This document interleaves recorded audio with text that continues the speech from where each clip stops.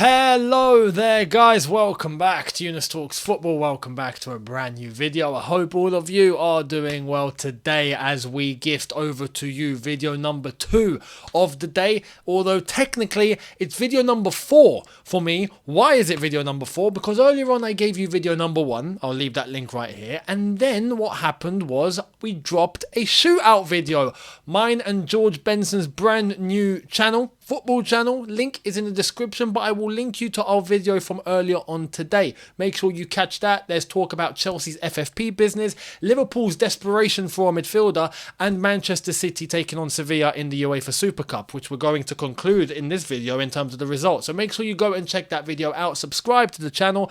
Your support and love on there so far over the last 24 hours since its launch has been unprecedented. And for that, really hugely thank you to every single one of you that have watched, that have subscribed. We're about to reach 13,000 subscribers in the first 24 hours. It's actually quite unbelievable. So thank you all so much. Keep it going, and it's going to be a channel where all of your footballing needs will be met. So make sure you catch that. Now, then I went on to George Benson's channel, and I made a guest appearance on there. We spoke about quite a bit in terms of Chelsea as a whole, with Lavia and Caicedo and possibly getting in Olise and all of that madness, the whole shebangs. Make sure you go over there and check it out as well. I'll leave a link for that right here. You're going to get 3 links here. Go and check every single one. And now you're getting 4. So I hope you're enjoying the constant pumping out of content. Now, on here, to be up to date and make sure that you are going to be receiving the notifications every time I upload, you have to do 2 things, which is hit the subscribe button, hit the notification bell to be notified once I've uploaded. On top of that, check out the socials. Links are all in the description, including Shootout, so make sure you catch everything there. My personal socials and all the socials for Younes Talks Football, Instagram, Twitter, X and TikTok. Make sure you're following and enjoy. Let's get cracking. We got quite a bit of news and quite the stories to go through that we're going to react to, and I've got a few things to say. Because things need to be clarified. So let's get into it. Let's start off with the good news, which is this. Romeo Lavia has completed his medical, apparently. Now, I expect his medical to be done already. I agree with that. We haven't got the announcement yet. I've got a feeling, because after the medical is when the player does the media stuff and the announcement stuff and all of that gets ready, the photos, the posing, the shirt and all of that, okay. And then the launch is done, and then the unveiling is done. I think that's going to come tomorrow morning. If I'm having to predict a time, I think tomorrow morning we get Lavia to Chelsea unveiled. And that goes hand in hand, I think, with the new shirt. The new shirt, Chelsea shirt, was released today. It's on the Chelsea Megastore website, and you can go to the bridge and catch it, or at your local Nike retailer. And I'm not being paid to say that. Proper fan, proper Chelsea. But you can go and catch that. But I think coinciding with that, they're going to get the Lavia announcement out tomorrow morning is my guess. So we will be here. If it comes out, I will be reacting to it first thing in the morning. Make sure you guys are here for that. So that's the latest on Lavia. Apparently he's completed his medical. Happy days. Talking about medicals, I can't believe what I've seen. But we need to clarify the situation. Let's go through it. Here's what came out of Holland, the Netherlands, this evening. Apparently, Hakim Ziyech has once again failed his medical test. This was shared on live Dutch television just now by Wilfried Genie. I'm guessing some Dutch presenter. There's also the confirmation breaking: Hakim Ziyech has failed his Galatasaray medical test. That was given out by this guy, Wilfried Genie, who apparently is a Dutch presenter. Everyone was going absolutely crazy on this piece of news because it's quite shocking, and I'm going to get to that in a sec. But as of the last few minutes, it's come out from other places. Again, we haven't heard from Fabrizio or anyone like that, so it's all still up in the air. But we've heard from some other places now saying that it's not true. And his blood test results are being conducted as of right now. Those will be out tomorrow. His medical will be completed tomorrow. So what do we believe? What do we believe? This is why I think it's best to always clarify the situation with you guys. As soon as I get that info, I share my opinion on it, and I'm going to give you my thoughts on how it actually is. I'm not going to come in there and tell you, look, Ziyech has failed, right? When we've now got some other places saying, no, it's not true. We have to keep it all up in the air. So let's wait and see what happens. However, what I do want to say is this. I hope he's not failed his medical. I hope he can go and play his football elsewhere.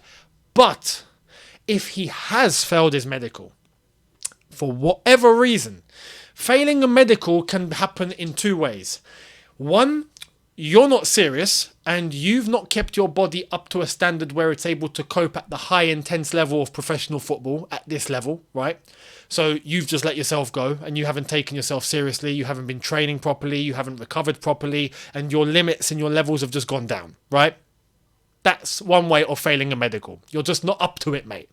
The second way is having not even an injury. It doesn't need to be an injury. It's funny, I saw some people going, oh, Michael Olise, how is he going to pass the medical? You can pass a medical with an injury. That's not a medical. Having a hamstring injury is not going to fail a medical.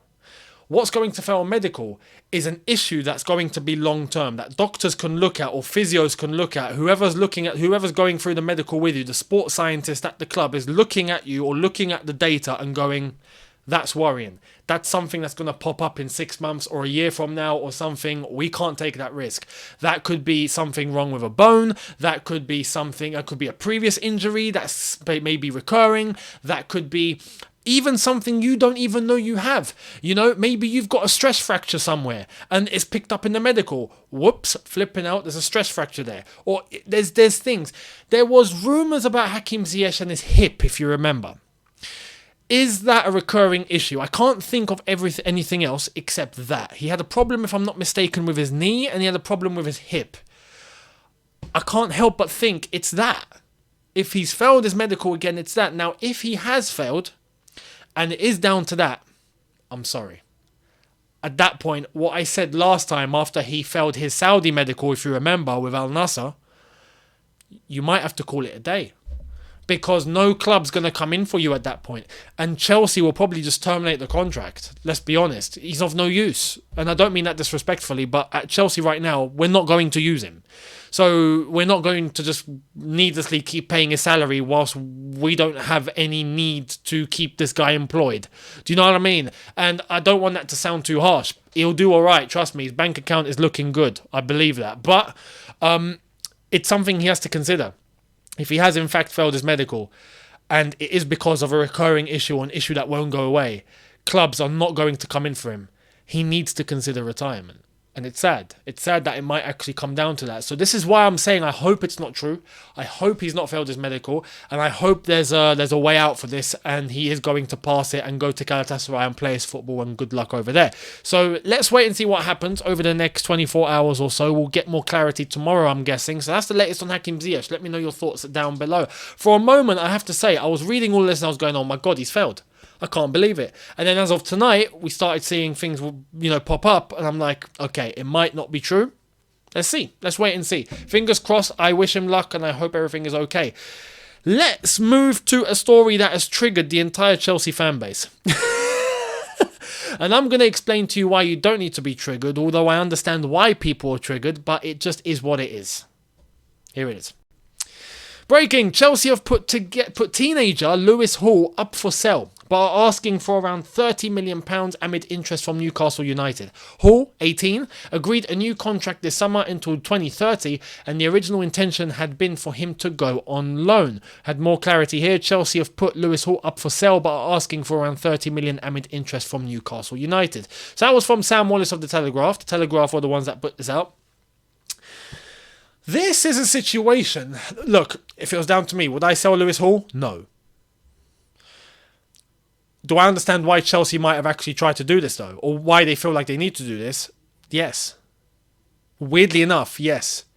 But at the same time, I do want to protect Lewis Hall. I wouldn't sell Lewis Hall. If it's up to me, I'm getting rid of Raheem Sterling.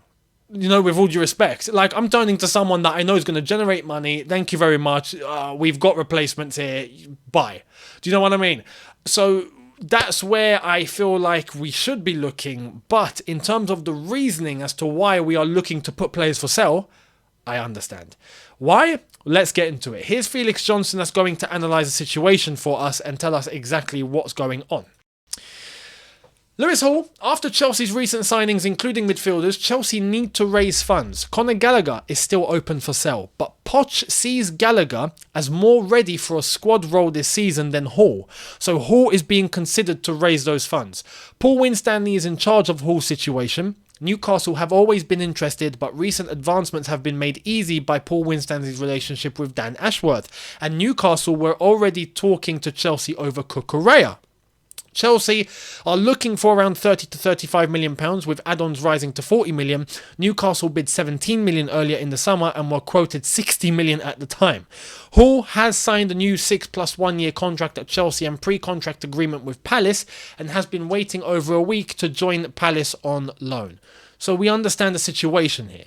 Chelsea need to raise funds, and we need to do that because of the spending that we've had. Now, that's not to say that we're going to absolutely destroy what we have in terms of our bank accounts, and we know how we don't have any money left. That's not the case. But in terms of looking long term, looking to try and balance the books, we have to look at raising the funds. Conor Gallagher was meant to be the guy leaving. Conor Gallagher could still be the guy leaving, but his performances as of late have got question marks written all over it. And now all of us are going, should we really? Should we? We don't know. But we have to sell. He would be pure profit. Conor Gallagher's from the academy. You've got to remember this. Lewis Hall's from the academy as well. You've got to remember this. Lewis Hall's had how many appearances for Chelsea? If I'm not mistaken, I think he's probably played about 12 times. Tops. You get a 30 million quote for a player that's played 12 times. You can see why it's tempting. Now, I understand the potential Lewis Hall has is ridiculous. As a left back and as a midfielder. He's versatile, he's smart, he's quick on the ball. He's young and he plays a lot more mature than his age. So I understand why just a loan would be beneficial. But we need to take into consideration the situation. Now, what would I do? Personally, as I said, I'd turn to Sterling. But we're not going to do that because of experience. Okay, if we have signed Lavia, we've signed Caicedo, we've got Enzo, we're keeping Santos, I'm afraid if it's coming to it, we might have to chop Gallagher. It is what it is. If I had to choose between who to keep, between Gallagher and Hall, we're a bit further down the line with Gallagher, which is why I feel like everyone is a little bit more certain in terms of Gallagher. But in terms of the actual footballer, I would take Lewis Hall. I feel like Lewis Hall's ceiling is higher. So this is where it's all ifs, buts and maybes. We're not actually sure. We don't know. But what is sure is how much money the player is going to generate. And that's where Chelsea are looking at it from that angle. They have to. They have to. So we'll see what happens. I hope that he doesn't get sold. If he does, it's not the end of the world. I do want to clarify that it's not the end of the world. Will we go somewhere else and blow up? Perhaps. But in the same way everyone was absolutely raving and going crazy that we sold Livramento, do you remember? We're in a good situation now, aren't we? We've got Reece James and we've got Gusto. Things work out eventually, so you don't need to worry. Yes, if we were to let go of Lewis Hall, I would be gutted. But Chelsea will live on. The wheel will keep turning. We move. It will be okay. Trust me. You know, it's not like we're letting go of prime Messi. With all due respect, but I would not want to see Lewis Hall go. Personally, I don't want to see him go. So let's wait and see what happens, and let's see how this one's going to pan out. Let me know your thoughts down below. In relation to that situation, let's shift over. Let's shift. We've got something to discuss about Liverpool. Yeah, let's check it out. Liverpool are now informed on Sofyan Amrabat, as AD reported. No formal bid made yet. Just contact to be informed on conditions of the deal. No decision made yet. Liverpool are still exploring market to pick new favourite defensive midfielder. They're still exploring the market because both of their targets got taken by us. We've just robbed them. But Liverpool did make a signing today. Yeah, and they signed a defensive midfielder. Yeah, you're probably thinking, what? Since when? I'm about to show you. They couldn't get Enzo Fernandez, and they let go of Henderson. So they got the guy in between. Put Enzo and Hendo together. What do you get? Endo. Wataru Endo to Liverpool. Here we go. Medical test booked on Thursday for Japanese midfielder who's joining from Stuttgart for €18 million fee. Personal terms agreed in few hours as Endo asked as Stuttgart captain to leave and follow his dream. Exclusive story confirmed. I mean, look, fair play to Endo. He's following his dream. His dream is to play to Liverpool. It's not a bad dream, you know, playing at Stuttgart. I can understand. But Liverpool. Really? Come on. He's 30. He's 30. You know, and I understand that he's not the main guy. We have to clarify this again. I know we all like banter and laughing and whatnot. Okay, but look, in Liverpool's defence, he is not going to be... Well, actually, he's not intended to be the main defensive midfielder. He's meant to be backup. He's meant to be rotation. And it's not bad rotation when you think about it. Japanese international, plays in Germany... Cheap fee. He's not old. He's 30. He's got a few years left in the tank. Maybe a couple. It's not bad cover. But that's the thing. Cover. Cover for who? This is where Liverpool have an ultimatum. They have to buy a defensive midfielder that's going to be the regular guy. If they don't get an Amrabat, or they don't get a Doucouré, or they don't get someone like that, and they got to rely on Endo, they're finished. They're finished. They are finished. Their midfield is finished. It's finished. So, Liverpool, look, I got to say, I'm going to be honest. Here. If I'm a Liverpool fan right now, and I'm not saying this just for saying this, I am fuming right now. If I was, if my club was Liverpool and I was seeing business like this being conducted, I would be raging.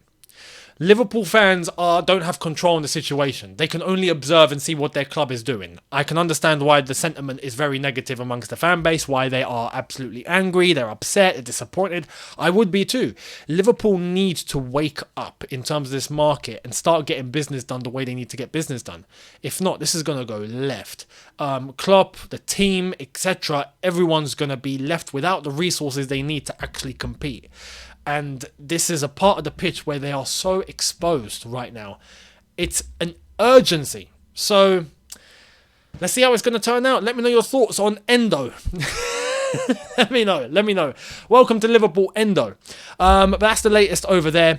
And we've got David Ornstein to clarify the situation as well. Stuttgart expected to receive fee in region of 19 million euros from Liverpool for Wataru Endo, according to sources in Germany. Shock deal for highly regarded Japanese international bolsters Liverpool's midfield following recent departures. So, that's it. That's what it is. Since letting go of Fabinho, Henderson, etc., they get Endo in as cover. Cool. But they got to get a main DM. Let's see who they're going to get. Do you think they're going to get one? If I'm Man United, I am going all in tomorrow to wrap up the Amrabat deal. I'm not getting hijacked by Liverpool. Trust me. Take it from us. Take it from a Chelsea fan. Take it from us. Avoid the whole hijacking. If you are not prepared to hijack the hijackers, you want to avoid the situation. So go and get the deal done with Amrabat. And I can't believe I'm saying that because it's Man United. As far as I'm concerned, I don't want both of them to get the player. But you have to be realistic. If Man United want to avoid a hijack, which is highly probable right now because Liverpool are angry... Sorry, we done that to them. You want to go and get Amrabat ASAP. And maybe leave them having to pay 80 million for Doucouré. Maybe. But again, Liverpool might have to do that. So let me know your thoughts down below. And how you see this story panning out. How do you see this saga ending in terms of Liverpool's DM pursuits? And we move. Now, Manchester City. Here's the latest. UEFA Super Cup winners 2023. Manchester City have won the Super Cup. And boy, did they just. Did they just? As far as I'm concerned, they didn't deserve to win. And I'm not just saying that, right? I'm not coming on here and going, oh my God, no, they don't deserve to win because they're City. Don't want them winning trophies. Don't worry, Chelsea will be back winning all the trophies at some point very soon. We're not concerned. Yeah, people are telling us we must. Oh, trust me, we will. So that's that. We'll leave that to the side. But today, Man City, Sevilla were absolutely incredible. Sevilla were wonderful, but the only thing they couldn't do was finish when the ball is on the ground. When the ball is in the air, they have threat after threat after threat. And even on the ground, it's a matter of just getting the ball to the striker. They always do it. They had countless chances, but El Nesri can score with his head, but he can't flipping finish with his feet. Looks like Lukaku. It's just miss. And then it goes to penalties. And they lose. Is it 6-5 or was it 5-4? It was one of them, but they lost just because of their final miss.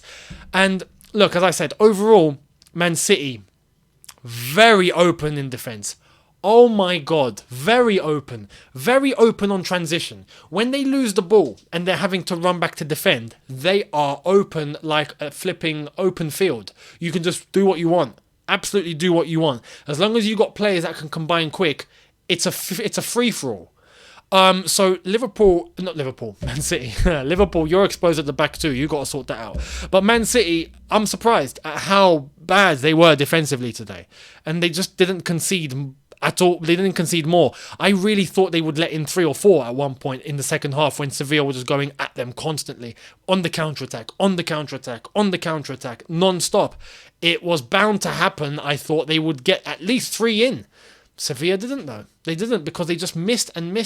So Man City need to clarify the situation. They won tonight, yes, but they really don't look like the City of last season. So far, I'm not convinced. And I told you guys that their level is going to dip down. But it's not just dipping down. I still saw Man City's level as dipping down but being competitive and still being at the top. Because they were so far ahead last season that I thought, yeah, maybe they'd come down, but they're still at the top.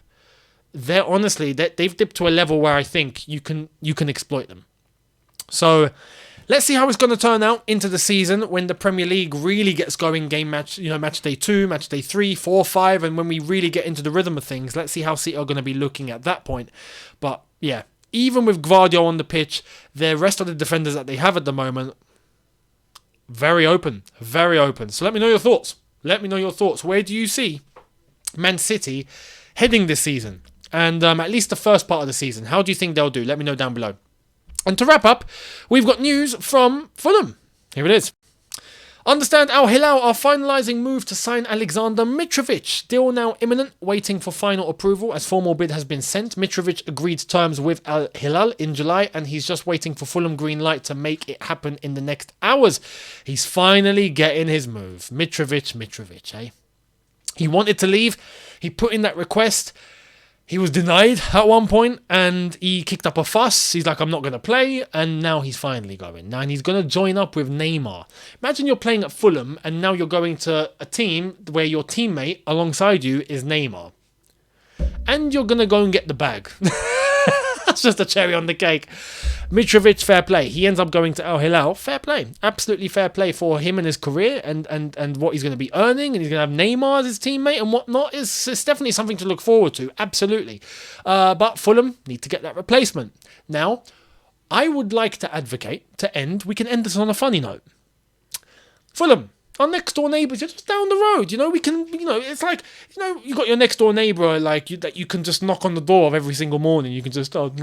Oh, hello, how you doing today, mate? What are you up to? You want to pop down the shops? We can do that. Fulham are right there. So, how about we go and knock on Craven Cottage? Knock. Hi, it's Chelsea. How you doing? Listen, we've heard you need a striker. Some of you may know where I'm going with this. We've got a striker, and you know what? We'll give him to you for peanuts. We will provide this striker to you, this guy to you for peanuts. What spare change do you have? Just give it. Not a problem. You can have him. Lukaku to Fulham. Let's make it happen, lads. Let's make it happen. Come on, let's do it. He gets to stay in London, doesn't get to move, all that. You don't really care. But in terms of us, we finally get to offload him, and he doesn't need to go anywhere. He's just down the road. Fantastic. Everyone's a winner. Yeah? Let's do it. Anyway, let me know your thoughts. It's not going to happen, but wishful thinking. Thank you all so much for watching. Let me know your thoughts down below. Everything that I've discussed in this video, including the whole Ziyech medical saga, Lewis Hall, and beyond, Manchester City and their performance tonight against Sevilla. And once again, don't forget to check out Shootout. Link is in the description now. Hit that link, subscribe over there. Do catch the content. It's coming thick and fast. We are not going to stop. We're only just getting started and you're going to love it. So make sure you are following and you're subscribed to Shootout and catching all the content on there. Much appreciated. Thank you all so much once again. And don't forget on here to make sure to hit that subscribe button and hit that notification bell when to be notified that I've uploaded on here. On top of that, make sure you're following me on the socials. Instagram, my personal one at Younes Talks _. The Younes Talks Football one is at Younes Talks Football. X, we're gonna start calling it X. I think that's only right. My personal one at Younes Talks. Younes Talks Football, Y Talks Football is the one for the channel, and TikTok at Younes Talks _ my personal one, and at Younes Talks Football is the channel one. So make sure you're following those. All links are in the description, so go and smash them and enjoy. And I will see all of you tomorrow for a couple of new ones. Thank you all so much, people. Have a good one. See you tomorrow. Take care and peace.